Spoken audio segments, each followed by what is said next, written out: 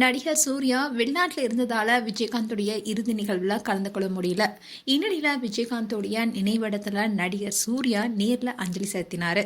அப்போ தரையில சிறிது நேரம் கண்களை மூடி அமர்ந்த அவரு பின்னர் கண்களை மூடி அழுந்தாரு.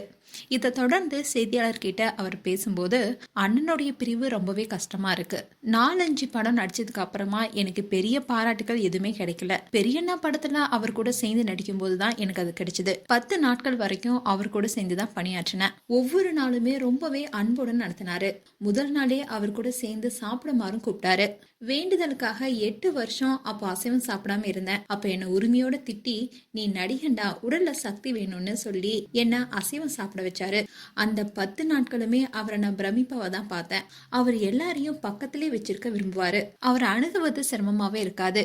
எப்ப வேண்டுனாலும் அவர்கிட்ட போய் பேசலாம். அவர்கிட்ட இன்னும் நேரம் செலவழிக்க முடியலையேன்னு வருத்தம் அதிகமா இருக்கு. அவரை போல இன்னொருத்தரை பார்க்க முடியாது. இறுதி அஞ்சலியில அவருடைய முகத்தை பார்க்க முடியலங்கிறது எனக்கு மிகப்பெரிய இழப்பு தான். சூர்யா அழுந்துகிட்டே பேசினாரு. இப்போ இந்த வீடியோ சோஷியல் மீடியால வைரல் ஆயிட்டு வருது.